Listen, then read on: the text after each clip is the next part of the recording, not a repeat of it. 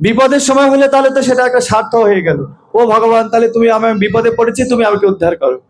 কিন্তু ভক্ত ও সুখের সময়ও ভগবানকে স্মরণ করে। আপনারা কোনটা হতে চান? বিপদের সময় ভগবানকে স্মরণ করতে চান, না সুখের সময় ভগবানকে স্মরণ করতে চান? কি সুখের সময় ভগবানকে ভুলে যাব? কারা কারা ভগবানকে ভুলে থাকতে চান সুখের সময়? না, সুখের সময়ও যেন ভগবানকে স্মরণ করতে পারেন। কি জন্যে? ও ভগবান, আপনি আমাকে সুখ দিচ্ছেন, আর সুখ দিয়ে আপনি আমাকে ভুলিয়ে দিতে চান? না না না না, আমি সুখ চাই না। ভালো ভক্ত কোনোদিন সুখ চায় না। ভালো ভক্ত দুঃখের মধ্যে থাকতে চায় আর ভগবানকে স্মরণ করতে চায়। সেই জন্য বলুন সবাই, সুখে দুঃখে, সবাই বলুন সুখে দুঃখে। আরো জোরে, উপবাস তো সবাই গলাগুলো শুকিয়ে গেছে। সবাই বলুন সুখে দুঃখে ভুলো না কো বদনে হরি নাম করো রে। তো এখন একটু দুঃখ চলছে, খিদা লেগে গেছে, উপবাস টাইম না, তো আমি সেটাই বলতে যাচ্ছি, এখন দুঃখ টাইম চলছে তো। হ্যাঁ, তো দুঃখের সময়ের জন্য আপনি ভগবানকে না ভোলেন, তাহলে ভগবান আরো বেশি খুশি হবে। হ্যাঁ, সুখের সময় তো ভগবানকে ভুলবোই না, কিন্তু দুঃখের সময় ভগবানকে ভুলবো না। সবাই যারা দেখি জোরে বলুন হরে কৃষ্ণ। আর একটু জোরে হবে, হরে কৃষ্ণ হরে কৃষ্ণ কৃষ্ণ কৃষ্ণ হরে হরে হরে রাম হরে রাম রাম রাম হরে হরে। তো ভক্তের পরীক্ষা এরকম আর কি। ভগবান যেমন মাঝে মাঝে বাচ্চাদেরকে মা বাবারা ভালোবাসে, কিন্তু মাঝে মাঝে কি করে, বাচ্চাদেরকে সাইকেল দিয়ে রাস্তায় পাঠিয়ে দেয়। কি দেয় না? বাবা চলা শেখো তো শেখো, দেখো তোমার তো চলতেই হবে। কি আমরা সারা জীবনকে মায়ের কোলে বাবার কোলে থাকতে পারবো? আমাদেরকে কত জায়গায় যেতে হবে, কত একাকিত্ব থাকতে হবে, কত কঠিন জায়গার মধ্যে থাকতে হবে। তাই জন্য বাবা মা মাঝে মাঝে একটু রাস্তায় সাইকেল নিয়ে পাঠায়, দেখো তো তুমি রাস্তায় এই এই রাস্তাটা চলতে পারো কিনা, যদি চলতে পারো তাহলে মেইন রাস্তায় তোমাকে সাইকেল দিয়ে দেওয়া হবে।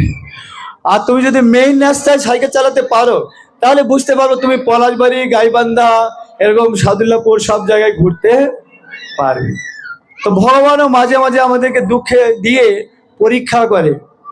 হ্যাঁ, যে আমরা মৃত্যুরূপ পরীক্ষার সময় ভগবানকে স্মরণ করতে পারবো কি না।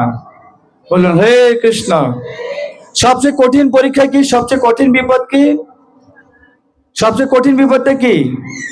জগতের মধ্যে, জীবনের মধ্যে সবচেয়ে কঠিন বিপদ হচ্ছে মৃত্যুর সময় আপনি ভগবানকে স্মরণ করা। তো ওটা ফাইনাল পরীক্ষা।